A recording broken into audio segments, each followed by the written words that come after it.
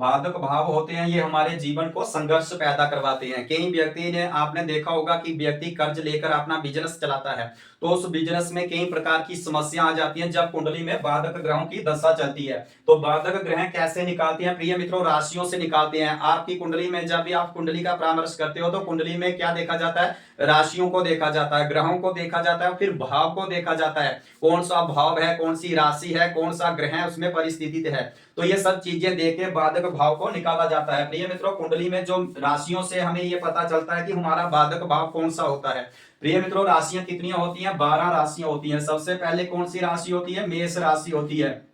कुंडली में 3 प्रकार की राशियों का स्वभाव होता है प्रिय मित्रों। चर स्वभाव की राशियां होती हैं, अस्थिर स्वभाव की राशियां होती हैं और द्वि स्वभाव की राशियां होती हैं। जब यह फलादेश करते हो तो कुंडली में यह चीज व्यक्ति देख लेती है कि लगन में कौन सी राशि है और व्यक्ति का स्वभाव कैसा है। ये राशियों से ही परिनिधित हो जाता है। प्रिय मित्रों, मेष राशि और कर्क राशि ये आपकी किसमें आती है? चर में आती है। और तुला राशि भी, तुला राशि के साथ साथ मकर राशि जो होती है ये भी प्रिय मित्रों किसमें आती है? चर स्वभाव में आती है। कुंडली का फलादेश करते समय आप जरूर इनको देखिए कि जो कुंडली में मेष राशि होती है, कर्क राशि होती है, तुला राशि होती है और मकर राशि होती है, ये किसमें आती है? चर स्वभाव में आती है। कुंडली में वृषभ राशि को ले लीजिए, वृषभ राशि के बाद सिंह राशि को ले लीजिए, सिंह राशि के साथ साथ आप वृश्चिक राशि को ले लीजिए, वृश्चिक के बाद आप कुंभ राशि को ले लीजिए।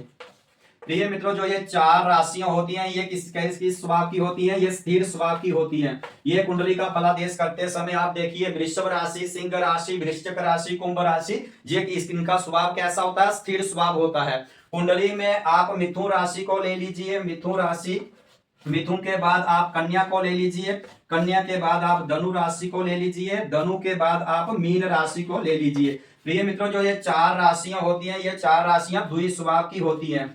कुंडली का फलादेश करते समय आप देखते होंगे कि कौन सी राशि आपकी लगन कुंडली में पड़ी है। प्रिय मित्रों, जब आप इस तरह से इन पैरामीटर पर रखकर जब किसी भाव को तोड़ते हैं तो उसी से निर्धारित हो जाता है कि भाव कितना अच्छा है, कितना बुरा है, कौन सा भाव हमारे लिए बाधक निकल कर आता है। ये राशियों से ही परिस्थिति होता है, ये राशियों से ही पता चलता है कि हमारे लिए बाधक भाव कौन सा निकल कर आता है। प्रिय मित्रों, मिथुन राशि, कन्या राशि, धनु राशि, मीन राशि अगर ये आपकी लगन कुंडली में होगी तो आपकी द्वि स्वभाव की कुंडली होगी, यानी द्वि स्वभाव का लगन होगा आपका।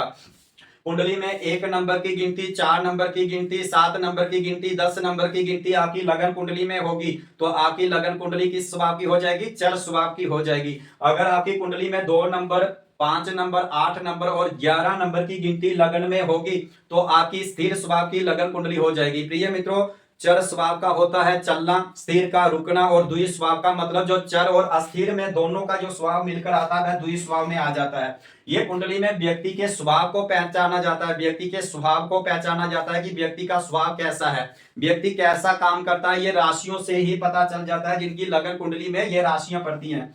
प्रिय मित्रों, अगर आपकी कुंडली में लगन में 1 नंबर की गिनती हो, यहाँ पर जो गिनतियां लिखी जाती हैं, प्रिय मित्रों यह चीज समझ लीजिए कि हमेशा कुंडली का फलादेश करते समय इस चीज का ध्यान रखिए। जो आपका पहला भाव होता है, पहला घर होता है, पहला हाउस होता है, सबकी कुंडली में यही रहेगा।